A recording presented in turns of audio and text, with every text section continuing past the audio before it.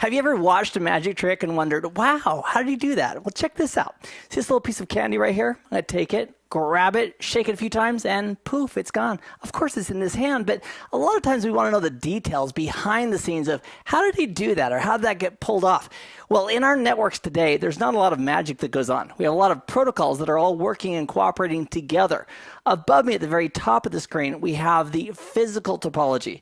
And in the middle, we have the logical topology. I'd like to walk you through step by step of how we can leverage the technologies that exist, VLANs, trunking, access ports, routing protocols, and layer 3 addresses to build a network, which in reality is the top network, the physical infrastructure, but it appears and feels like the middle network, which is the logical network. Let's jump right in. You know, it's really interesting how sometimes we as users of networks maybe don't appreciate all the details of what's really going on behind the scenes. In this discussion, we're going to take a look at a logical topology versus a physical topology, and I'm going to walk you through configuring all of this to make this network function. If you are brand new to networking, I would recommend you pause this for a moment, subscribe to my channel, and on my channel I've got a video on VLANs, on what a broadcast domain is, what a trunk is, and I'd recommend you go through those basics first. So this presentation is assuming you understand the concept of a layer 2 broadcast domain or VLAN, and also the concept of trunking. Okay, so here we go. We've got this beautiful PC right here, and it's connected to the 10.0.0 network, and R4 is the router for that network. So when the PC wants to talk to the server, the process goes like this. The PC says, oh, I need to talk to 30.0.0.10, and it looks at its own IP address and says, gee, is the 30.0.0.10 IP address, is that local on the network I'm connected to, or is it remote? And you and I can both see that the 10.0.0 doesn't match 30.0.0, so it's remote. So the PC is going to use its default gateway. The default gateway can be configured on this PC as a DHCP client, or we can statically configure it. It doesn't really matter how the PC learned that R4 at 10.0.0.2 is its default gateway. It's just important that the PC knows where to go for help. The PC is going to use R4 as the next hop. It's going to go ahead and do an ARP resolution to resolve the layer 2 address of R4 to figure out what the layer 2 address is of the frame. If layer 2 addressing and MAC addresses are brand new, I would also recommend take a look at the OSI reference model videos that I have that go through the logical functionality that happens in a network. So the PC is going to forward a frame to R4. R4 is going to do a route lookup, forward it to R6 if he has a route, and R6 is going to forward it on to the 30.0.0.10. Now, that's what we see in the logical topology, but behind the scenes, oh my goodness, there's so much more that's going on. Let's take a look at the physical implementation of this network. What we've done here for convenience is I've identified the ports that are going to be assigned to the specific layer 2 broadcast domains or VLANs. And really, who controls the breadth and the length and the width of a VLAN? And the answer is your switches control all of that. I mean, this little PC is connected into the switch, so is this router, so is this router, but it's really the switch controlling the individual ports and assigning those ports to the correct VLANs that make it all work. So this red circle right here represents VLAN 2. And in this case, we have FA01/2 being assigned to VLAN 2 and also 1/5.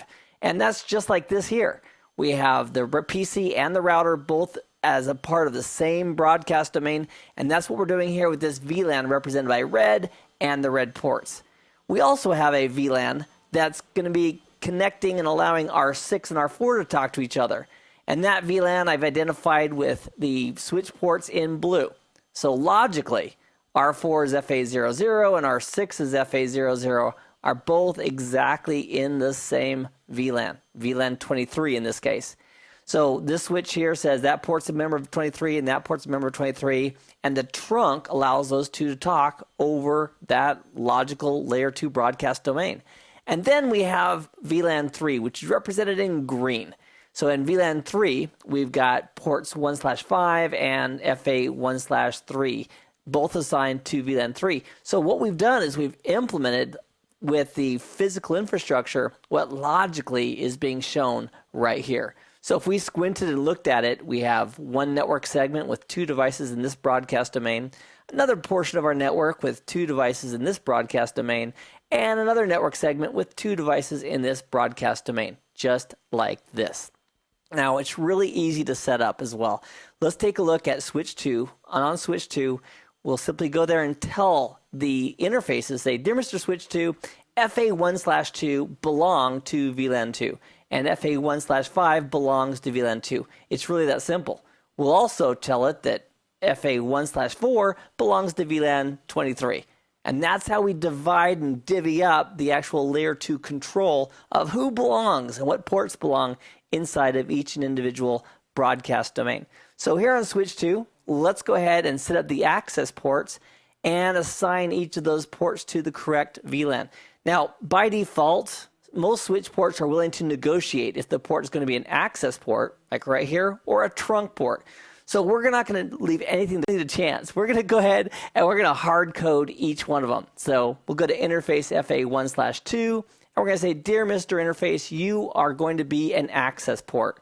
And you're assigned, furthermore, you're going to be assigned to VLAN 2. It's done. Next, we'll go to FA1/5.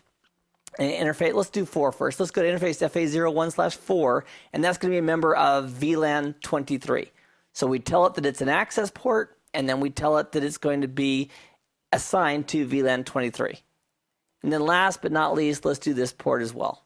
Interface FA01/5, we're going to tell it once again, you are an access port, meaning not a trunk, and you are statically assigned to VLAN 2. So that's how we control which ports, who's coming in, belong to which VLANs. And then we can verify this with the show interface FA1/2, and it will tell us, we have the keyword switch port, it'll tell us specifically all the details about that port. So here's the details about that port. It's administratively configured as an access port, and it's currently operating as an access port. It also happens to be assigned to VLAN 2. So that's it. How many commands did we cover so far? Really, just 2. These 2 commands right here. Switch port mode access, switch port access VLAN X. And we'd also want to make sure that VLAN X exists on our switch. And if it didn't, when I created that, when I assigned the port to that VLAN, it would automatically create it for us.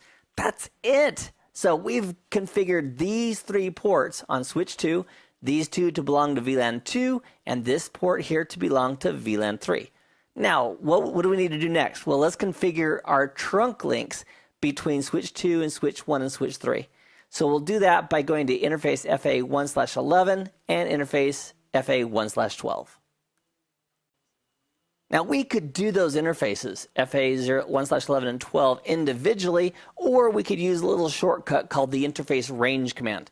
I mean, if you've got to do the exact same configuration on 2 interfaces, why not group your shots? That's my point of view anyway. So we'll go to interface configuration mode here on FA1/11 and 1/12. We'll say interface range, and then we'll tell them both that they are going to use .1Q encapsulation for any kind of trunking they do, and then we're not going to let them decide to negotiate trunking. We're going to say, dear Mr. Switch Ports, you are trunk ports. So the 2 commands here are switch port trunk encapsulation .1Q and switch port mode trunk. And you know what? It really doesn't matter if we do it interface by interface or in a range. It's just those 2 commands.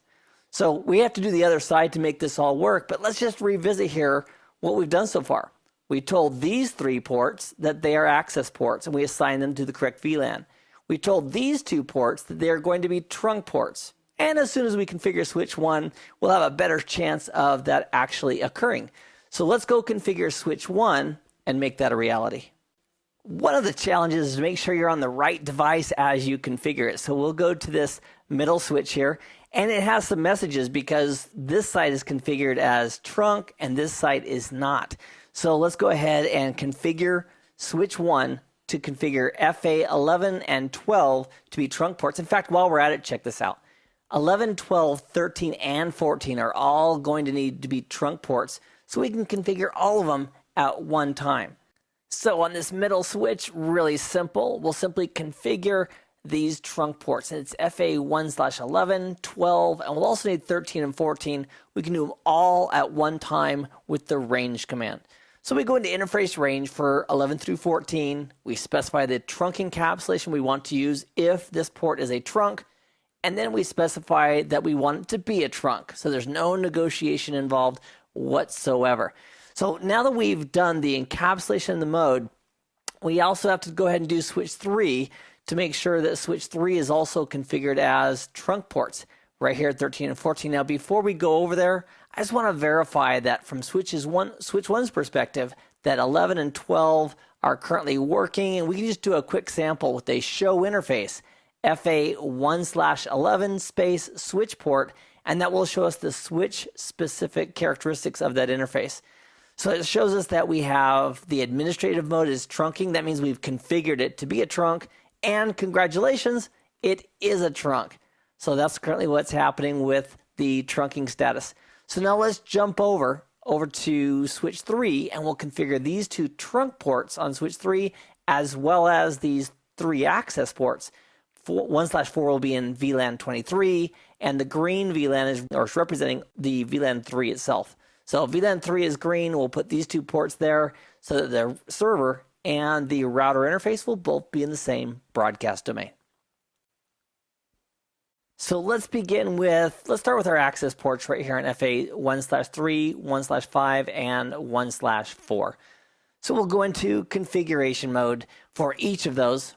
Well, we're going to do the same things we did over on switch 2, and that's really simple. Switch port mode access says you, Mr. Port, are an access port. And then furthermore, switch port access VLAN 3 says this port is assigned to VLAN 3, which will be the case for 3 and 5.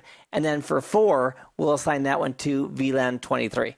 So it's like a replica of the same commands we used over here. And now we're simply assigning these access ports over here on switch 3.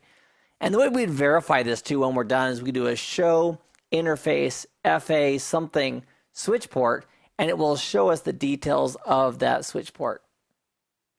So once we have 1/3 is done, 1/5 is being worked on, and then we'll go ahead and do 1/4. And then to verify it, we can just do a show interface for FA1/3, this guy right here, space the keyword switch port, and it will tell us how it's administratively configured as well as how it's operating at the moment, because there are opportunities when we could negotiate trunking, and so whether or not trunking actually took would be the operational state of the interface. So hopefully FA1/3 is simply just an access port and administratively configured as an access port. It's operational as an access port, which is perfect, and the access mode is for VLAN 3. Why? Because that's what we assigned it. Now the next task is to get these 2 interfaces, 13 and 14, set up as trunks so we can set up a trunking relationship, if you will, between switch 3 and switch 1. So because 13 and 14 are both in the same switch and they're going to have exactly the same commands for trunking, we'll simply do those in an interface range as well. So configuration mode, interface range for 13 and 14, these guys are right here, and we'll tell that they're both going to use .1Q encapsulation, and we're also going to specify trunk. Now, you may be on a switch that doesn't even support ISL, and as a result, you don't have to specify the encapsulation, but to err on the side of caution, I throw it in just to make sure that we're going to have matching encapsulation on both sides. And then we can verify it really simple with a show interface trunk, and it will show us all the trunks as well as what VLANs are being allowed across it. So here's the command, which is show interface trunk, and it shows us that these 2 interfaces are indeed trunking, the native VLAN is 1, and that we aren't negotiating trunking. It's hard-coded, and it's currently in place, and there's the encapsulation we're using. And we're allowing VLANs 1 through 4094 through those trunk ports, and currently the only active VLANs that we have are VLANs 1, 2, 3, and 23. So the red represents VLAN 2, the green represents VLAN 3, and the blue represents VLAN 23. And all those VLANs are being allowed through the trunks. Now that doesn't mean a switch has to send every single frame through a trunk. Check this out. Let's say this PC right here is talking to its default gateway. Just for that conversation, the frame as it enters the switch would know the MAC address of R4, the router, and it would forward it right there. It wouldn't bother sending a frame from this out any other port because it's a unicast frame and that's where it belongs. Now, if this PC sent a broadcast out, in that case, the switch would receive it on this port. It would send the broadcast out port 1/5 and any other ports that were a member of that same VLAN.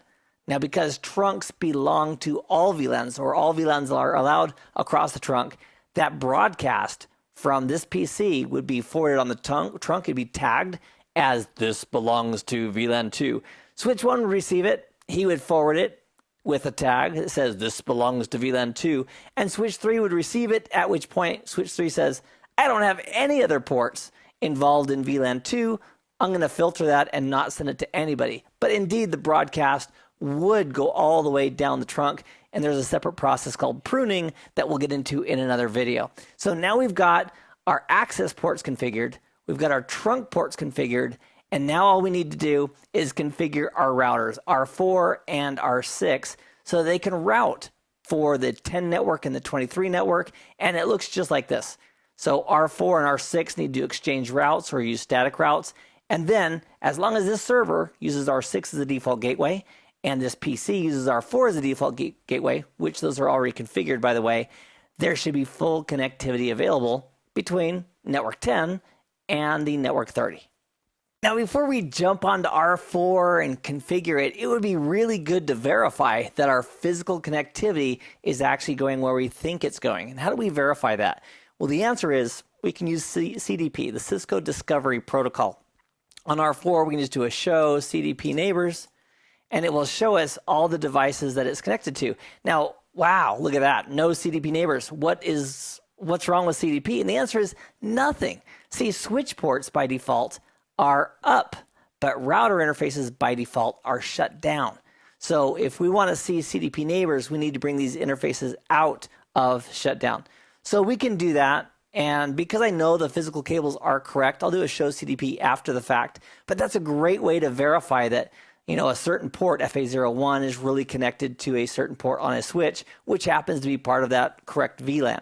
So we'll bring the interfaces up, we'll assign the correct IP addresses with the standard command of no shutdown and IP address on the appropriate interfaces. And once these two interfaces are up and CDP messages are being sent every 60 seconds by default, we should be able, from a show CDP neighbor perspective, verify all of our connections. So now that's done, let's go over, let's also over here, let's add a routing protocol. We're going to say EIGRP is going to run, and we're going to enable it for any interfaces that begin with 10 and any interfaces that begin with 23. If network statements in EIGRP are new to you, I would recommend taking a look at my video on what the network statement really does in a routing protocol. And that will walk you through step by step exactly how that affects which interfaces are involved. So now both of these interfaces are involved in EIGRP. We're doing routing. We don't have a neighbor yet. We will once we configure our 6 over here. But let's just verify our connections. Let's do a show CDP neighbors. And this says, okay, we are connected off of our local FA00 interface, which is right here. We're connected to a switch called left switch SW2 on its F1/4 interface. Easy for me to say. So that's connecting right there. It also verifies that the other interface, FA01, on the router is connected 1/5 on the actual switch. So that's a great way of verifying that your cable plant is literally connected to the right devices. And you can verify that with a show CDP interface just to verify which interfaces are running CDP, because if CDP is disabled on an interface or not running at all, that would also prevent you from seeing who you're connected to. So the last piece of this puzzle is to configure this guy over here, which is our good friend, Mr. R6. So on R6, we'll do the same thing. We'll enable both interfaces, FA00 and FA01, and we'll also apply the correct IP addresses to them, and we'll also add a routing protocol. Why? Because R4 and R6, whether you look at them here or down here, logically, their two FA00 interfaces are going to be in the same broadcast domain, in the same VLAN. And the world, my friend, is shrinking as far as all the devices and all the logical functions that go on inside of our computer networks. So what we can also do, we could also reduce this topology and get rid of the routers. And I'll do that in another video. I won't do that in this video because it would take a little bit longer than I intended. So now we've got FA00 up. We got FA01 up. Let's go ahead and run EIGRP. And if the trunking is working correctly here, and this port are both really in VLAN 23, and these guys can see each other, they'll see each other's hellos, and they'll become EIGRP neighbors. And there's our neighborship right there. So now the last piece of this story is, can this PC ping 30.00.10? This device truly does have a correct default gateway of 30.0.0.3, and this PC does have a correct default gateway of 10.0.0.2. So let's go to the PC and we'll do a ping. So ping of 30.0.0.10, which is the IP address of this server, and we'll press enter. And we might expect to lose some because of what?